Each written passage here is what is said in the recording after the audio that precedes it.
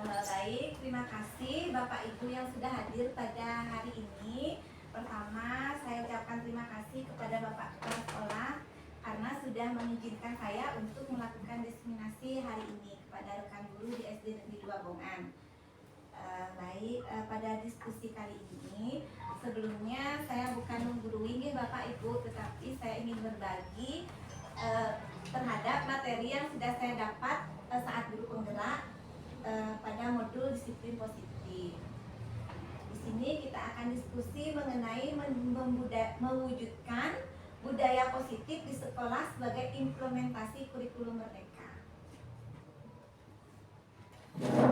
Boleh jangan terlalu tegang ya Bapak Ibu ya, kita lakukan seperti biasa yang kita sering lakukan diskusi di ruang kantor. Nah, untuk pembelajaran kali ini seluruh warga sekolah diharapkan dapat menerapkan budaya positif di sekolah untuk mempertebal profil pelajar Pancasila pada murid. Kemudian agenda kali ini pembukaan sudah saya buka tadi, presentasi, nanti ada sesi tanya jawab dan menyepakati RTL rencana tindak lanjut kita, kemudian nanti ada refleksi. Nah, yang pertama pada disiplin budaya positif yang saya pelajari di modul guru penggerak itu, nah, perubahan paradigma teori kontrol, di mana perubahan paradigma ini ada stimulus respon dan teori kontrol. Di sini yang dimaksud bisakah kita mengontrol seseorang? Nah, di sini teori kontrol itu mempelajari tentang posisi kontrol kita sebagai guru saat pembelajaran di sekolah. Nah, yang pertama di sini ada stimulus respon. Kita mencoba mengubah agar berpandangan sama dengan kita. Kemudian di teori kontrolnya kita berusaha memahami pandangan orang lain tentang dunia. Kemudian ada perilaku buruk dilihat sebagai suatu kesalahan. Semua perilaku memiliki tujuan. Nah, pada stimulus orang lain bisa mengontrol saya. Di sini teorinya hanya Anda yang bisa mengontrol diri Anda. Kemudian pada pemaksaan ada pada saat bujukan gagal. Di sini teori kontrolnya kolaborasi dan konsekuensi menciptakan pilihan-pilihan baru. Kemudian pada model berpikir menang atau kalah, di sini teorinya model berpikir menang dan menang. Ini lanjut. Pada umumnya kita ketahui ada 5 kebutuhan dasar manusia, yaitu penguasaan, kasih sayang dan rasa terima. Kemudian yang ketiga kebebasan, yang keempat kesenangan, dan yang kelima bertahan hidup. Nah, dari 5 kebutuhan dasar ini kita bahas dulu yang bertahan hidup. Dari kebutuhan dasar, bisakah Bapak Ibu guru memberi contoh kebutuhan dasar manusia untuk bertahan hidup, apa yang dia lakukan? Contohnya dengan supaya kita bertahan hidup, ya dengan makan. Kemudian kita juga sebagai manusia butuh kasih sayang dan rasa terima. Contohnya kita perlu teman atau seseorang yang memperlakukan kita dengan baik. Kemudian ada penguasaan. Terkadang kita ingin melakukan sesuatu perfect begitu ya Bapak Ibu ya. Nah, kemudian ada kebutuhan kebebasan. Kita sadar bahwa dalam melakukan sesuatu itu ingin bebas tanpa ada sesuai aturan, tanpa sesuai dengan keinginan kita. Kemudian kesenangan. Jadi dasarnya kita melakukan sesuatu itu dengan senang dan berbahagia. Baik, kita lanjut. Kemudian ada nilai kebajikan universal. Di sini nilai-nilai kebajikan universal meliputi hal-hal keadilan, tanggung jawab, kejujuran, bersyukur, lurus hati, berprinsip, integritas, kasih sayang, rajin, komitmen, percaya diri, kesabaran, dan masih banyak lagi. Nah, teori motivasi perilaku manusia ada dua, motivasi yaitu eksternal dan internal. Di sini yang eksternal untuk menghindari hukuman, kalau motivasi internalnya untuk mendapatkan imbalan. Jadi pada motivasi internal yang sesuai dengan disiplin positif atau budaya positif adalah untuk menghargai diri sendiri, merawat diri sendiri, melatih diri sendiri, dan menyelamatkan diri sendiri. Kemudian membuat keyakinan kelas. Mengapa disebut keyakinan kelas atau bukan peraturan kelas? Dari pengetahuan awal mungkin sudah Bapak Ibu guru lakukan ya. Mengapa disebut keyakinan kelas saat kita sebelum melakukan pembelajaran? Kenapa tidak peraturan kelas? Nah, di sini saya akan beri contoh mengapa kita memiliki peraturan harus menggunakan helm mengendarai kendaraan saat mengendarai ke kendaraan roda 2. Nah, itu contoh kasusnya mengapa kita harus memakai helm saat memakai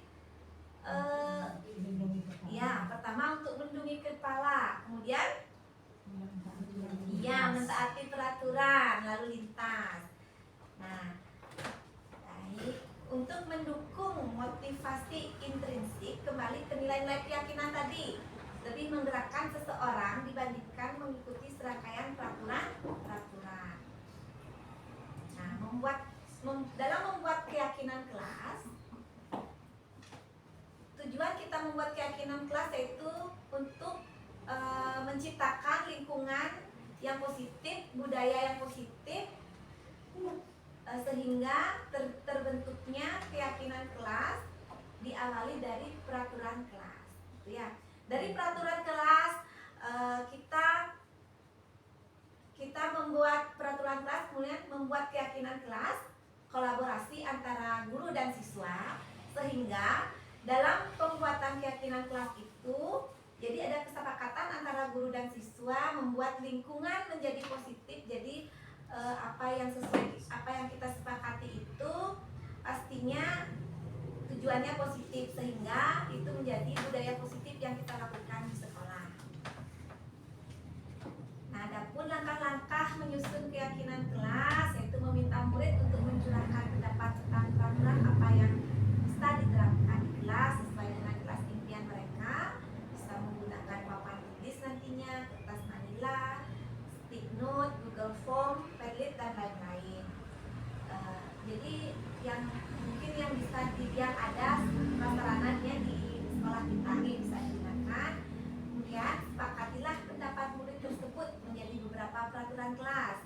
Ubahlah kalimat-kalimat peraturan menjadi kalimat positif. Misalnya saat kemarin saya membuat keyakinan kelas itu tidak boleh membuang sampah. Nah, itu masih kalimatnya negatif ya, karena ada kata tidak boleh. Mungkin bisa diubah menjadi kalimat positif seperti apa Bapak Ibu? Ya, buanglah sampah pada tempatnya, atau menjaga kebersihan kelas.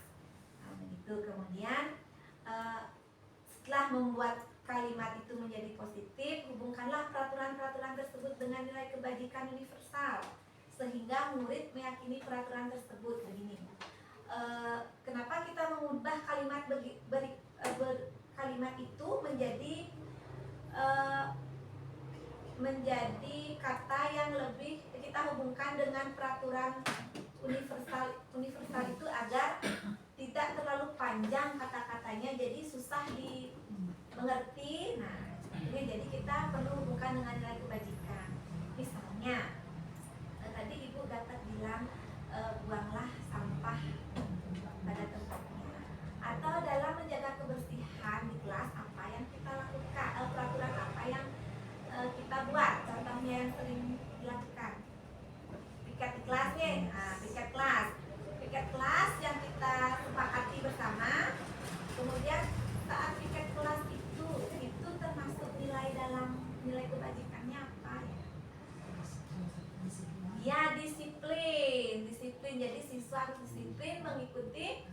aturan piket, saat piket biar lingkungan sekolah kelasnya menjadi bersih. Nah, setelah kita sepakati, kemudian kita susun, dan keyakinan kelas tersebut dapat kita cetak supaya mengingatkan anak-anak dengan berbagai cara, bisa mungkin print atau kita bisa buat pakai kertas karton begitu ya, mungkin sesuai kreativitas murid. Nah, di sini ada contoh menghubungkan dalam pembuatan kata, menghubungkannya dengan peraturan dengan nilai kebajikan. Contohnya, selalu kembalikan peraturannya, selalu kembalikan buku ke tempatnya, itu peraturannya. Tapi dalam keyakinan kelas, nilai kebajikan yang dituju pada peraturan selalu mengembalikan buku ke tempatnya, itu masuk ke nilai tanggung jawab. Kemudian ada peraturan dilarang mengganggu orang lain, nilainya menghormati orang lain dan diri sendiri. Kemudian hadir di sekolah 15 menit sebelum pembelajaran dimulai, ya, disiplin, komitmen. Kemudian dilarang melakukan kekerasan, nilai kebajikannya keselamatan dan menghormati, bisa jadi menghormati orang lain. Kemudian bergantilah atau menunggu giliran, bersabar, kesabaran, nilai kesabaran. Kemudian ada dilarang menggunakan narkoba, nilai kesehatan, gunakan masker, kesehatan dan keselamatan diri. Kemudian jangan berlari di kelas atau di koridor, keselamatan dan keamanan. Nah, ini mungkin kita sudah sering lakukan ya Bu ya di sekolah kita. Mungkin ada yang belum cuma katanya aja, penggunaan katanya yang berbeda, mana yang peraturan, mana yang keyakinan kelas. Nah, berikut contoh aksi nyata menyusun keyakinan kelas yang sudah saya lakukan di kelas 4. Nah, jadi keyakinan di kelas 4 saat ini yaitu yang pertama, selalu berdoa sebelum dan sesudah kegiatan, menjaga keindahan kelas, saling menghargai dan menghormati, menjaga ketertiban kelas, bertanggung jawab dengan tugas yang diberikan, dan menjaga kebersihan kelas. Di sini keyakinan kelas yang saya buat dan siswa di kelas 4 ada hubungannya dengan peraturan yang dibuat oleh sekolah. Nah, di sini bagaimana jika ada pelanggaran dalam keyakinan kelas? Kita beri hukuman, sanksi, atau konsekuensi, atau restitusi. Konsekuensi biasanya kita sering memberi konsekuensi. Baik, kita lanjutkan. Di sini saya sedikit memaparkan dari modul yang saya pelajari di LMS mengenai disiplin mengenai disiplin positif. Nah, di sini perbedaan dari hukuman, sanksi atau konsekuensi dan restitusi. Misalnya pada hukuman yaitu sesuatu yang menyakitkan harus terjadi. Pada sanksi itu sesuatu yang harus terjadi. Kemudian restitusi itu merupakan pilihan. Di sini restitusi itu merupakan pilihan. Di sini pilihannya kita mendekati anak dulu, kita mencari tahu dulu masalahnya, tidak langsung menghukum atau memberi sanksi jika mereka melanggar. Begitu nggih Bapak Ibu nggih. Kemudian tidak nyaman untuk murid atau untuk jangka panjang. Hukuman itu tidak nyaman untuk murid atau anak untuk jangka panjangnya. Bisa jadi karena mereka kena hukuman itu bisa trauma. Kemudian pada sanksi tidak nyaman untuk murid pada jangka waktu pendek. Kalau pada restitusi menguatkan untuk murid anak dalam jangka panjang atau pendek. Nah, kemudian pada hukuman di sana terdapat korban, pasti ada korban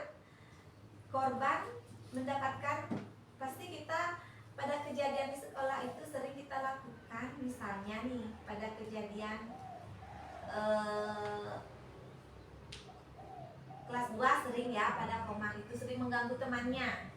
Nah di sana korban menangis ke kantor seolah-olah dia meminta keadilan dari oleh guru.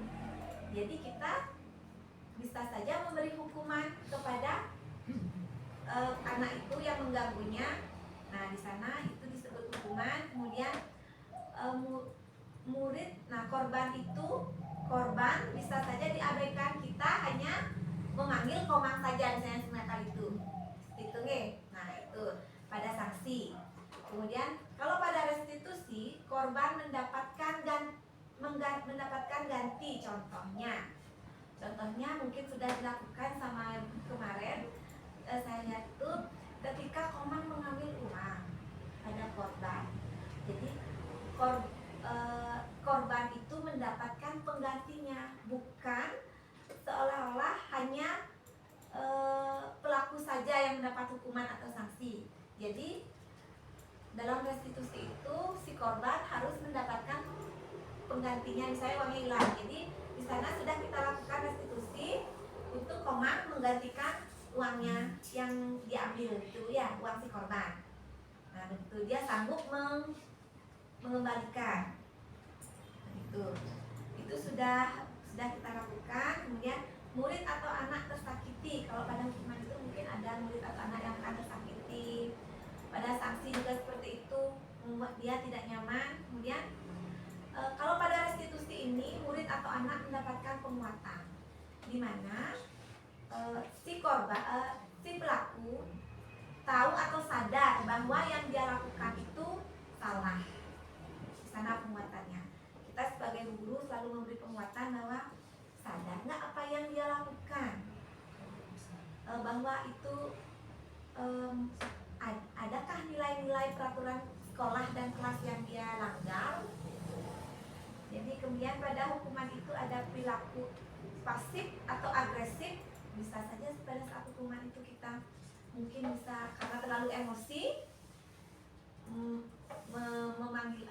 mengeluarkan suara yang agak tinggi ya.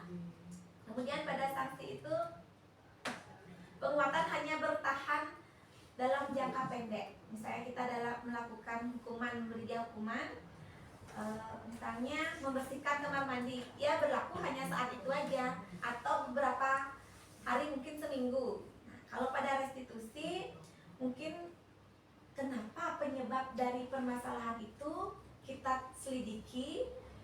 Jadi kita tahu apa penyebab kenapa misalnya Komang itu sering mengambil uang, mengganggu temannya. Nah di sana bisa kita memecahkan masalah tersebut. Kemudian pada sistem tidak akan berjalan bila murid tidak takut. Kalau di hukuman itu kan misalnya kita memanggil anak itu, kalau kita memberi hukuman yang membuat anak itu seperti kemarin saya lihat kelas 2 siapa Pak Satya, adiknya Satya, Andika, dia memukul temannya, malah dia terus bapak bilang seperti ini, nah gimana rasanya kalau dipukul, kan begitu. Terus Andika bilang, pukul saja saya Pak. Nah karena dia merasa dirinya punya power dan kuat.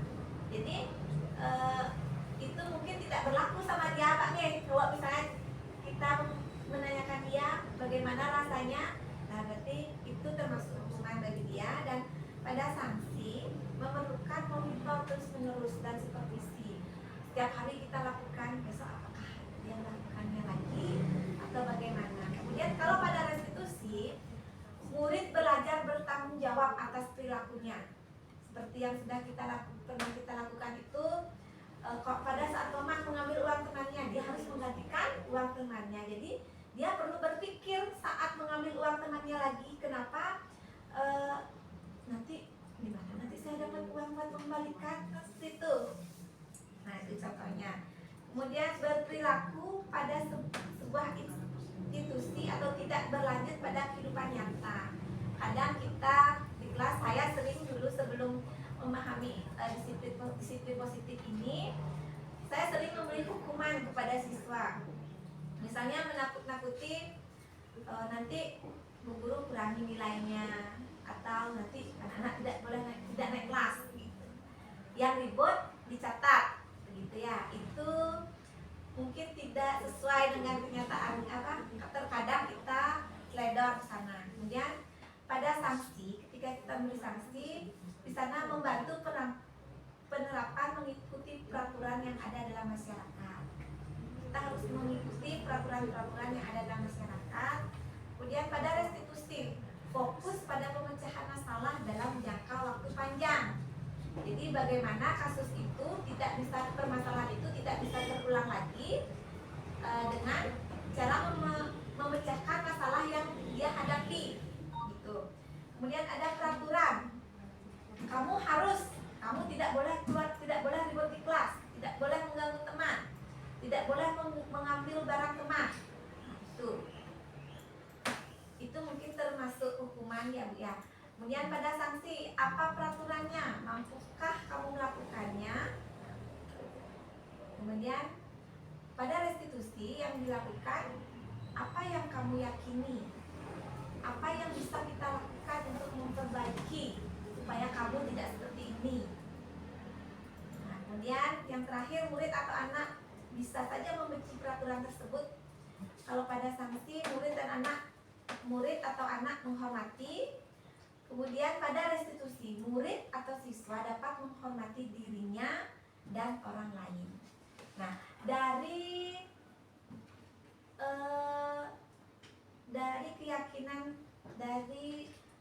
keyakinan tiga ini, hukuman, sanksi, restitusi, mana yang sebaiknya kita lakukan? Restitusi. Dan mungkin sudah Bapak Ibu guru lakukan ya. Apa Bapak Ibu guru sudah pernah mendengar kata-kata restitusi sebelumnya? Restitusi belum. Nah, itulah yang pernah kita lakukan itu Bu dalam menangani kasus-kasus murid itu. Itulah yang namanya restitusi secara tidak langsung ya. Itu yang saya dapatkan di guru membina kembali. Nah, di sini saya memberi contoh lagi Bu. Tindakan ketika anak kita menyuruh anak-anak lari keliling lapangan 10 kali karena terlambat sekolah. Ini termasuk hukuman atau konsekuensi. Hukuman. Ya, betul. Kemudian ketika kita menyuruh anak lari keliling lapangan 10 kali karena terlambat mengikuti pelajaran PJOK, termasuk hukuman atau konsekuensi? Konsekuensi ya. Nah, di sini bedanya yang pertama ya, tidak ada yang pertama itu termasuk hukuman karena memang dia terlambat ya, lambat, dan itu peraturan di sekolah. Sedangkan kalau di PJOK itu termasuk konsekuensi karena sekalian dalam pembelajaran PJOK ya, lari ke Pak G. Nah, itu namanya kita bisa sebut konsekuensi. Nah, di sini kita sebagai guru memiliki 5 posisi kontrol. 5 posisi kontrol. Yang pertama penghukum, di mana contohnya patuhi aturan saya, atau awas kamu keluar dari bangku, awas kamu ribut. Kamu selalu saja begitu, Komang. Dari kamu selalu saja begitu. Selalu pasti yang terakhir kamu menyelesaikannya, Govinda, gitu ya saya.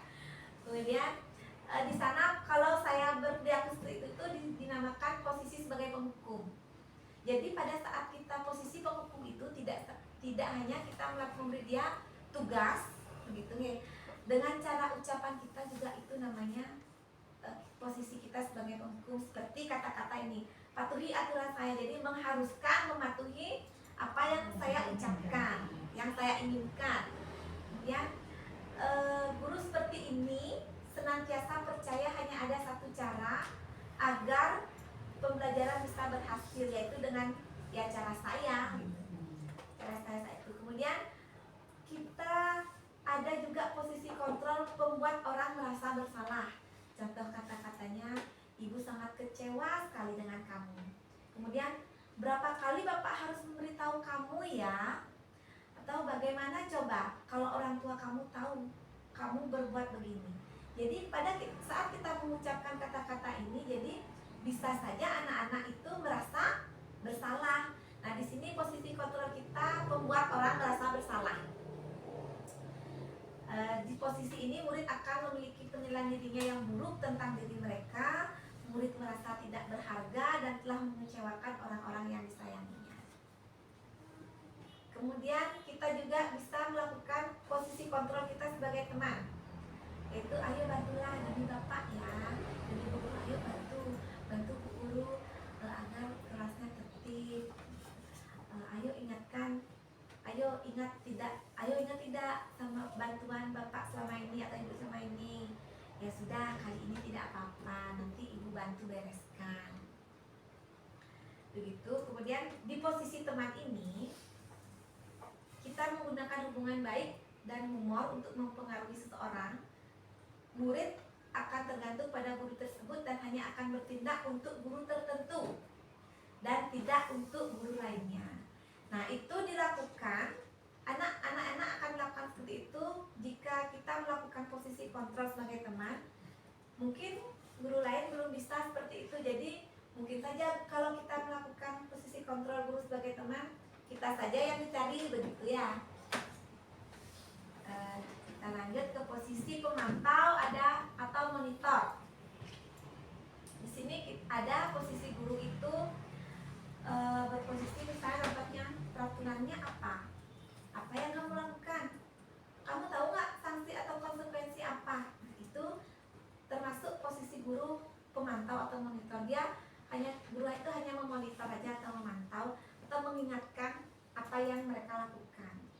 Nah, seorang pemantau sangat mengandalkan penghitungan, catatan, data yang dapat digunakan sebagai bukti atas perilaku seseorang. Misalnya kita mencatat seperti yang kita lakukan, mencatat tindakan siswa, catatan di kelas ya Bu Guru ya. Oh, kemarin si Dorinda melakukan hal seperti ini, dan di seminggunya lagi, berarti kita melakukan posisi kontrolnya sebagai pemantau dari catatan-catatan sebelumnya kita lihat. Mungkin dari catatan dari wali kelas sebelumnya. Nah, di sini ada posisi kontrol kontrol sebagai manajer. Nah, kalau manajer ini apa yang kita yakini? Pertama-tama kita kembalikan dulu ke anak-anak bahwa apa yang kita yakini untuk kelas kita. Nah, itu termasuk keyakinan kelas.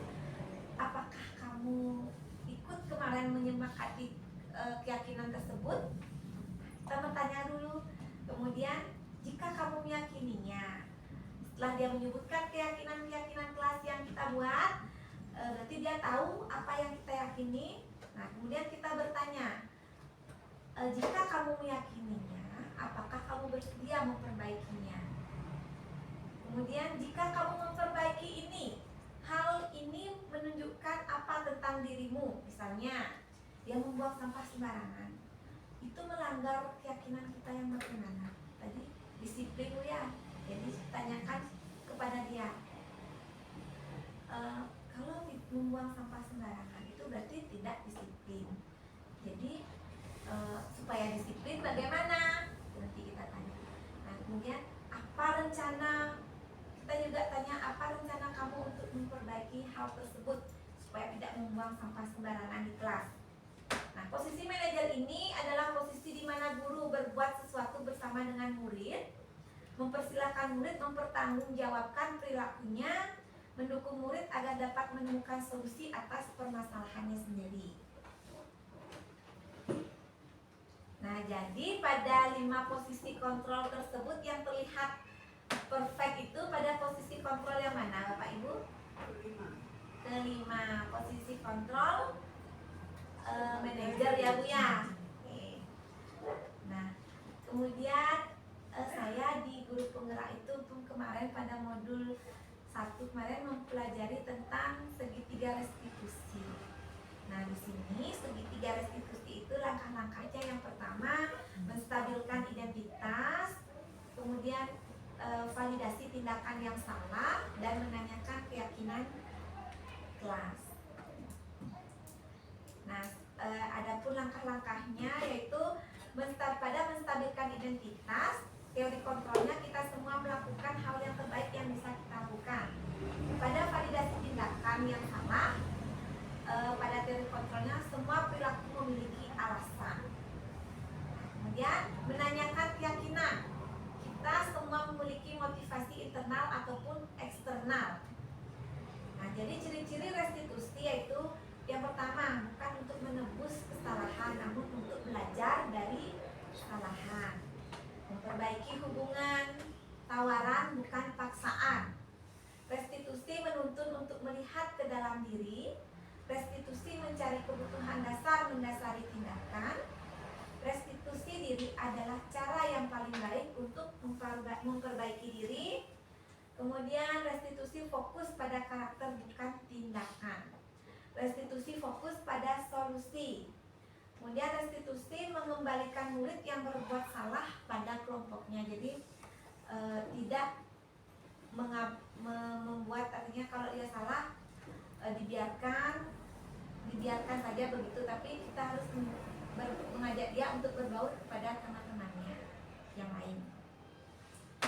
Nah, sekarang saya tayangkan contoh penerapan segitiga restitusi yang pernah saya lakukan ya Bu Guru ya, waktu ini sempat saya rekam.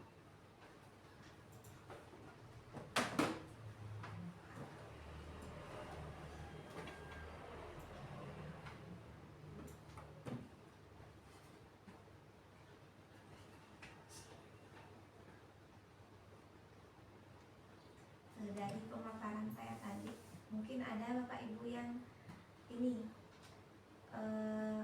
ada kata-kata yang belum dipahami.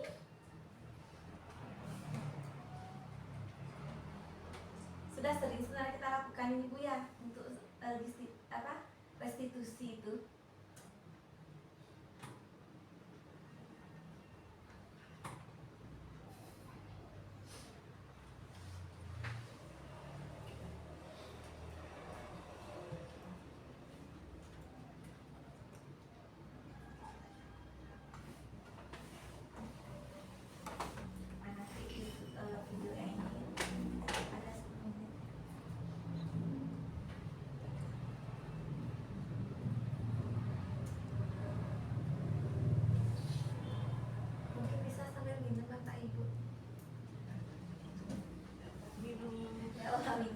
Boleh ambil minum dulu.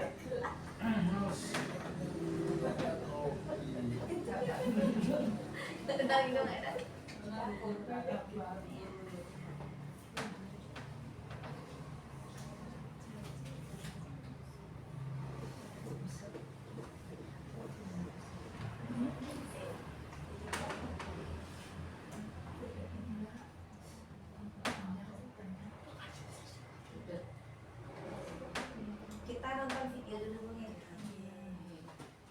Silakan duduk Lena. Terima kasih Lena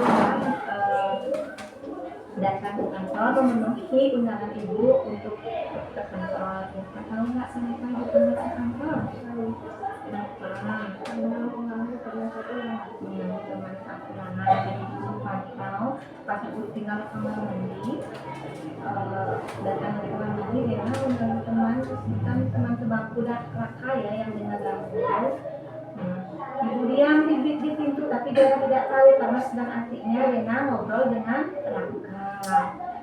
Padahal Raka sedang mengerjakan soal gurunya, soal ulangan. Berarti Lena tahu itu kesalahan yang Lena lakukan atau tidak? Tahu. Berarti Lena tahu itu perbuatan salah yang Lena lakukan. Nah, ini Lena. Setiap orang pasti punya kesalahan. Itu juga dulu. Pasti punya kesalahan, tetapi setiap kesalahan itu pasti ada alasannya. Sekarang dari perbuatan Dena tadi, apa alasannya? Kenapa Dena sampai mengganggu teman saat ulangan? Atau menanyakan soal yang susah?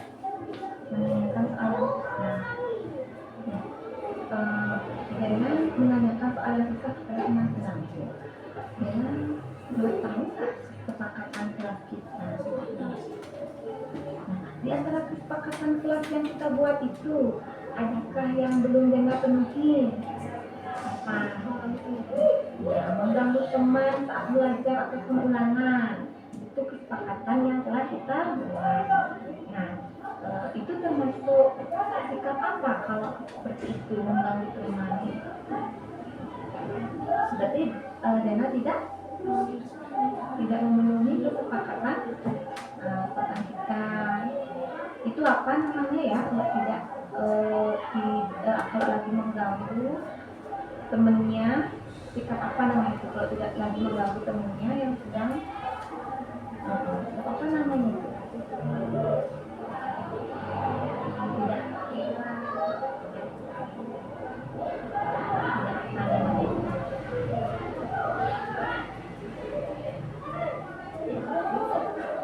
Tidak apa, hanya tidak sopan,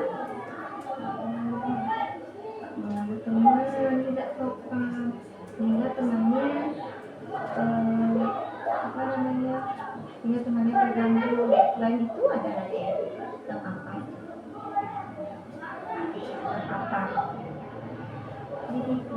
Disiplin. Berarti Dena bilang disiplin.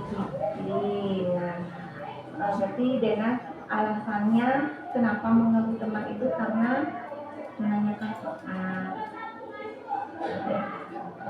Guru apresiasi, Dena sudah mengetahui kesalahan itu dan Dena memberi alasan kenapa Dena mengganggu teman yang lagi ulangan. Jika sebaliknya nanti bagaimana perasaannya Dena ketika Dena mengerjakan ulangan, Dena diganggu sama teman, kan tidak enak juga. Nah, kemudian apa usaha Dena untuk memperbaiki kesalahan tersebut? Tidak menggunakan saat ulangan. Kemudian kalau Dena menemukan soal yang susah Dena pahami, bagaimana sikap Dena? Menanyakan guru atau pengawas. Menanyakan ke guru yang menjaga atau pengawas ulangan. Baik, berarti sikap Dena untuk kedepannya diperbaiki. Kalau menemukan soal yang kurang dipahami, sebaiknya ditanyakan kepada guru atau pengawas ulangan. Baik, terima kasih Dena. Semoga kedepannya Dena bisa memperbaiki sikap Dena lebih baik lagi dan melakukan kesepakatan kelas yang kita sepakati bersama demi kelangsungan belajar yang aman, tertib dan disiplin ya. Baik, silakan masuk kelasnya. Nah, kemudian ada kasus kedua. Di sini ada Oke, yang yuk. tidak mengikuti ekstra. Ya, silakan masuk ada. Adi. Terima kasih ya udah datang memenuhi panggilan ibu. Atau Audrey tahu nggak kenapa dia dipanggil ke kantor? Jangan mengikuti ekstra pramuka. Minggu lalu juga Audrey tidak hadir ya. Tidak ada kecelakaan apapun. Nah, Audrey, saya nggak kesepakatan kita saat mengikuti ekstra. Kita kesepakatan apa yang Audrey belum memenuhi.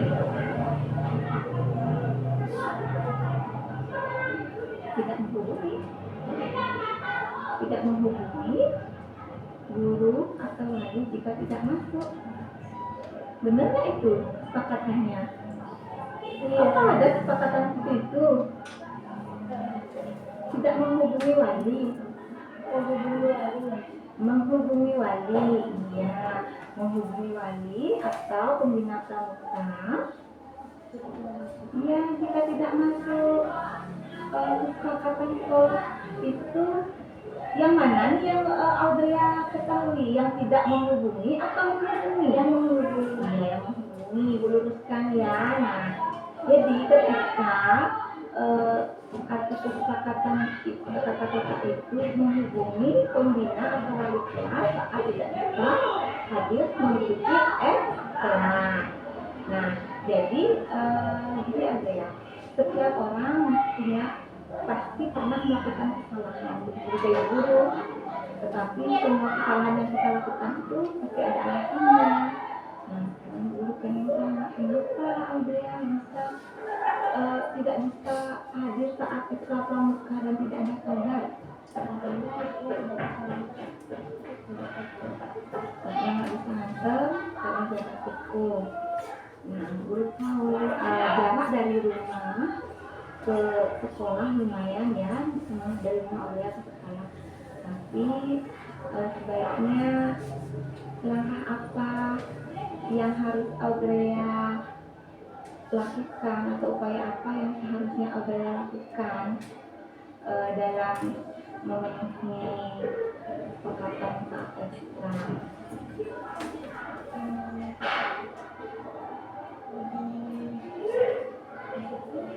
Ya, lebih disiplin. Contohnya dengan apa itu disiplin yang Aurea lakukan?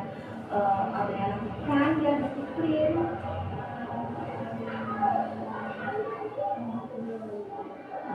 Bahannya ya,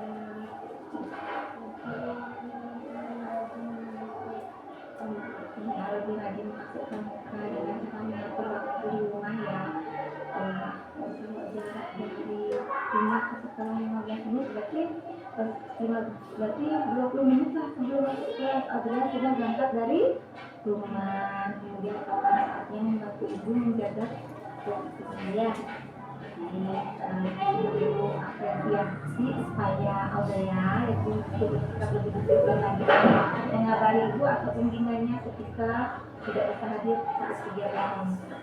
Terima kasih Aurea sudah datang memberi penjelasan kepada ibu.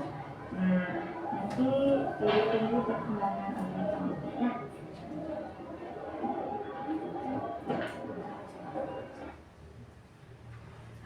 Saya juga sempat rekam kemarin refleksi atau kembali setelah saya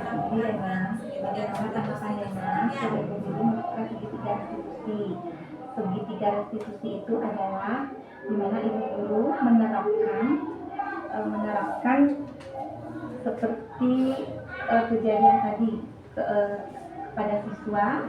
Ketika siswa melakukan kesalahan, ibu guru tidak akan menghukum atau menegur secara fisik ya, melakukan kekerasan tidak, tapi ibu memanggil baik dan menggali di mana permasalahannya, kemudian menyadarkan siswa akan kesalahannya. Nah, bagaimana perasaannya dengan ketika melakukan segitiga restitusi ini tadi? Saya tidak melakukan, saya diajak ngobrol sama ibu itu. Ya, baik. Sudah merasa baikan atau gimana? Dena sudah sadar nggak atas apa yang sudah sadar sekarang?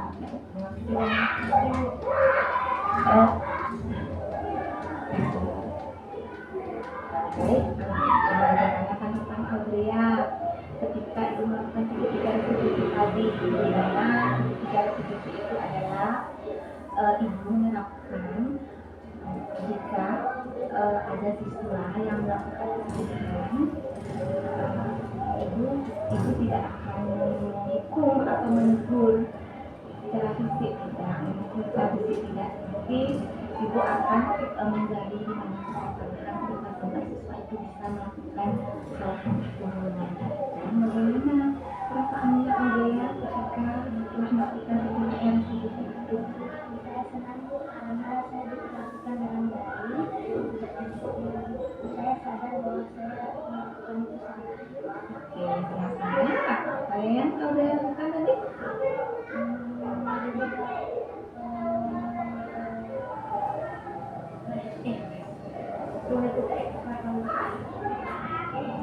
Ya. Nah, itu Bapak Ibu, kemarin segitiga restitusi yang saya sempat rekam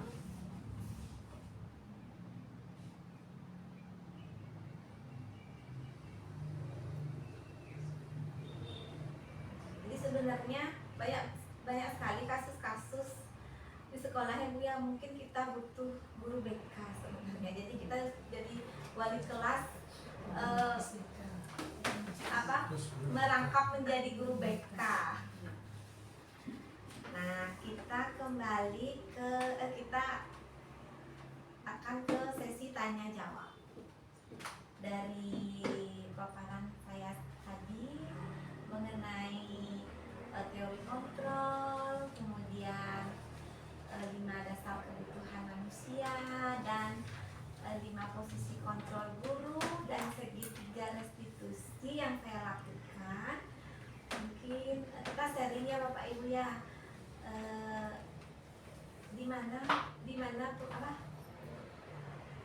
kaitannya. Mungkin ada kendala yang masih mengganjal di benaknya Ibu dari paparan yang saya paparkan tadi, atau punya masalah, boleh kita bicarakan di sini, mungkin diskusikan. Mungkin ada anak yang bermasalah yang belum Ibu selesaikan permasalahannya, belum menemui titik temunya.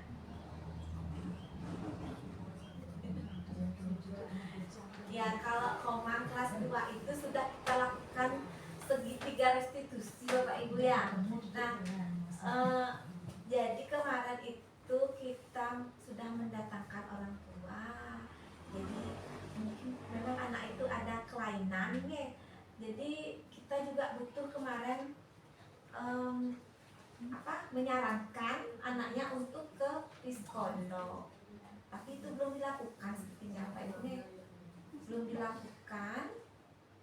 Nah, sampai sejauh ini wali kelasnya atau kita juga kemarin sudah memberi melakukan restitusi itu dengan apa yang dia lakukan. Misalnya kemarin mengambil uang temannya, mengambil alat tulis, dapat Bu ya, mengambil alat tulis. Kemudian nah kemarin juga dapat mengambil prasarana sekolah kita, kuncinya diumpetin begitu. Nah, selain itu mungkin ada Bapak Ibu tidak ketemu titik terang. Jadi solusinya kemarin gimana itu Bu? Kita jadi untuk orang tua kan sudah kita panggil. Untuk selanjutnya gimana? Untuk selanjutnya dibina terus nih, berkelanjutan nanti sampai dia kelas 3. Jadi nanti guru wali kelas 3-nya nanti guru wali kelas 3-nya yang menindaklanjutinya lagi untuk berkelanjutannya. Dan kita bersama-sama peran orang tua juga kasih tahu biar ikutlah membantu, biar tahu keadaan anaknya. Kalau tanpa orang tua nggak mengikuti kita. Yang masing-masing wali itu membuat catatan. Kan yang pelanggarannya dicatat kasusnya ini. Karena nantinya jika terjadi sesuatu dengan orang tuanya gitu kan, bisa di anaknya di apa namanya minta gitu misalnya, kita bisa memperlihatkan di samping nanti kita umum di sekolah itu masing-masing wali yang akan dicatatkan kan, khususnya bagi anak yang nakal yang diangkat.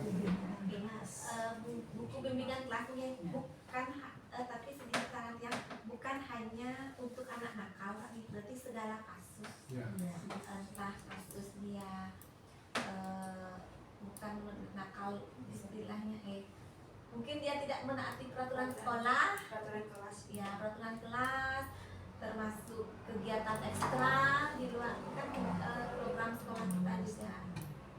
Mungkin itu bisa kita masukkan ke buku catatan. Jadi posisi kita itu nanti sebagai posisi kontrol guru pemantau. Nah, di sana yang perlu kita lakukan nih Bapak nih, mungkin untuk tahun depan bisa kita lakukan lagi bersama-sama. Jadi untuk keyakinan kelas tersebut mungkin ada yang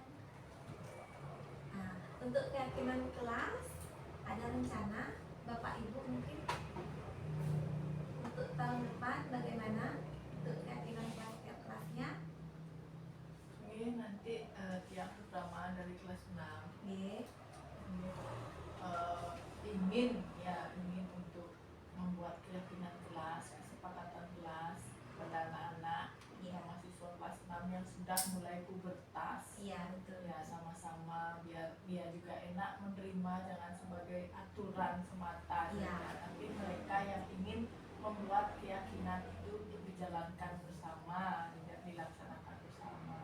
Jadi atas dasar Ya, kesadaran mereka ya, dari dalam diri sendiri. dari mereka membuatnya dan kesepakatan kita bersama.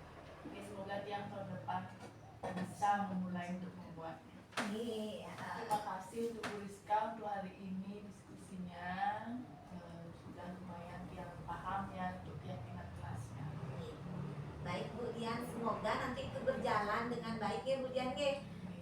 Bukan hanya Bu Dian, saya juga nanti mungkin tahun ajaran baru ini saya mulai menerapkan keyakinan kelas yang lebih ke peserta didik merasa nyaman, bukan semata-mata peraturan yang kita buat dan merasa terpaksa. Ya, nanti dia lakukan secara terpaksa. Mungkin itu yang saya lakukan supaya lingkungan atau kelas terutama ya dari kelas dulu lingkungannya positif.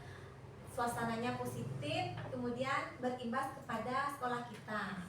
Dampaknya menjadi lingkungan sekolah yang disiplin.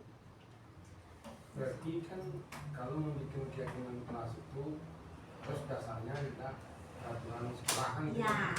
Ya betul Bapak, betul. Jadi dalam membuat keyakinan kelas Nike itu awalnya dasarnya dari peraturan sekolah.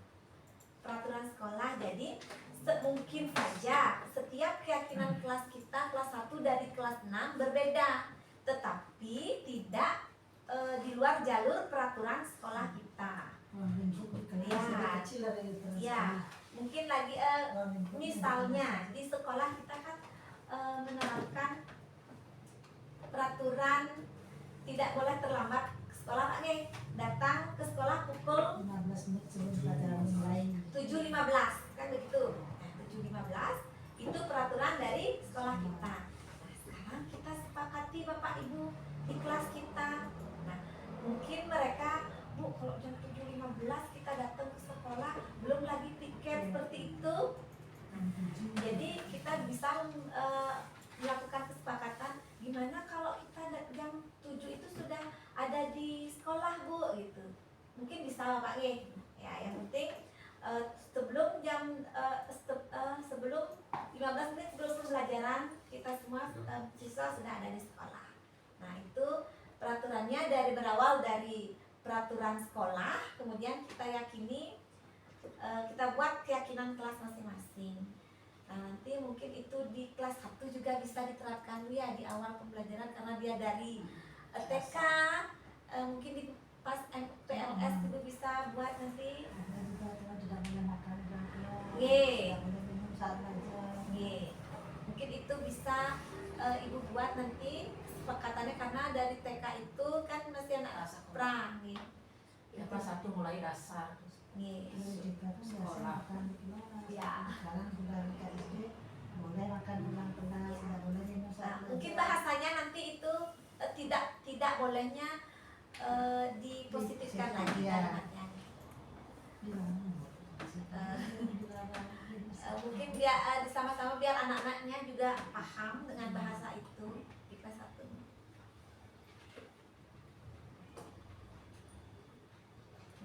Halusan. Ya, bahasanya nggak usah banyak, nggak usah panjang gitu. Yang mereka mengerti dan nyaman mereka lakukan dan nanti biar semuanya sepakat, biar ini nggak harus misalnya nih pada saat membuat keyakinan kelas itu murid kita ada 20, tidak harus semua ide anak itu ke 20-nya itu beda. Nah, contohnya Bu sebaiknya saat di kelas tidak boleh makan gitu, atau tidak boleh mengganggu teman. Misalnya anak satu orang itu memiliki 3 ide, boleh kita tampung saja dulu, nanti kita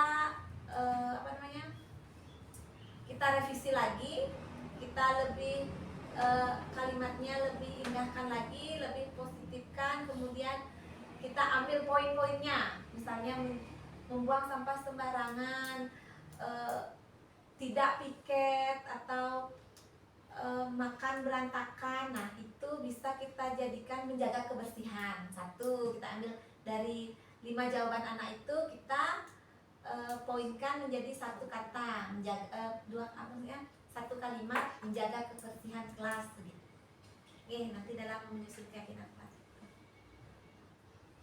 Mungkin ada tambahan dari Bapak Ibu.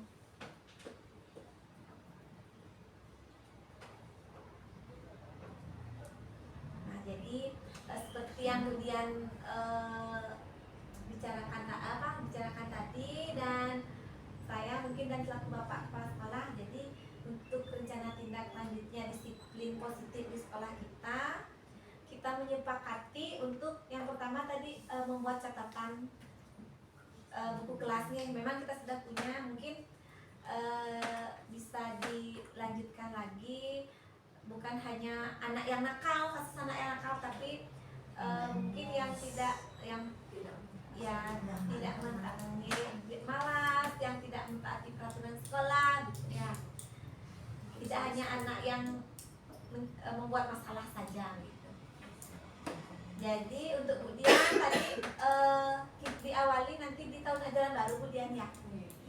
Mungkin untuk Bapak Kepala Sekolah, mungkin kita sebagai guru nanti wali kelas kita akan mengawalinya di tahun ajaran ini juga Pak, lebih ya, kebersamaannya dilanjutkan lagi untuk administrasi, untuk ketertiban administrasi kita.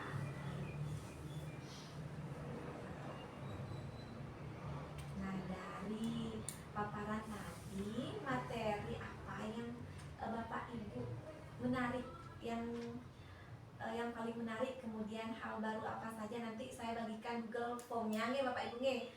Jadi untuk refleksi dari kegiatan ini, saya harapkan nanti Bapak Ibu menyebutkan materi yang menarik menurut Bapak Ibu, kemudian hal baru yang baru Bapak Ibu ketahui, dan apa yang perlu diperbaiki dalam penyajian saya tadi sebagai narasumber, kemudian tindak lanjut saya setelah sesi ini seperti apa.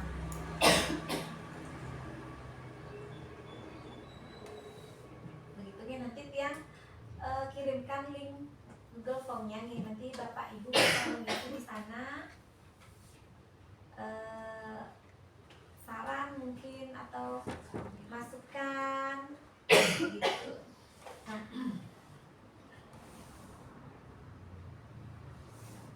untuk sedikit orang-orang bagian tadi mungkin ada materi yang paling menarik tadi menurut Bapak Ibu.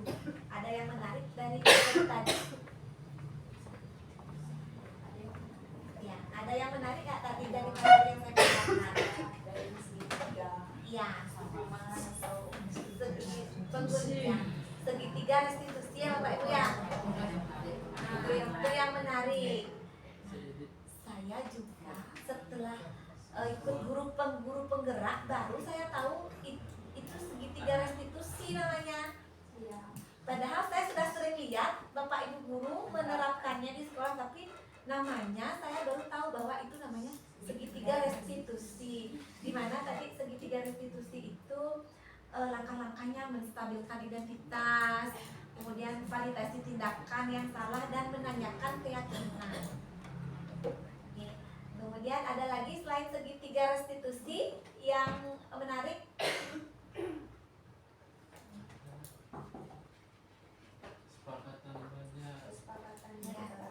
Kesepakatan belajar ya Pak Yayan. Nah, kebetulan Pak Yayan guru baru sekolah SD 2 ya Pak Yayan. Nah, sebelumnya Pak Yayan mungkin sudah pernah mengajar di sekolah sebelumnya. Sudah pernah? Sudah pernah ya. Jadi sebelumnya Pak Yayan di kelas sebelumnya pernah melakukan keyakinan kelas tersebut? Sudah melakukan lebih ke kesepakatan atau peraturan? Kesepakatan. Berarti kita membuat kesepakatan, Pak Yayan membuat kesepakatan kelas. Nah, tadi Pak Yayan berarti mendapat hal yang keyakinan jadinya, atau kesepakatan kelas. Sama sih kesepakatan kelas dan keyakinan kelas itu. Cuman yang saya tanya itu dari paparan tadi itu kata-kata yang menarik.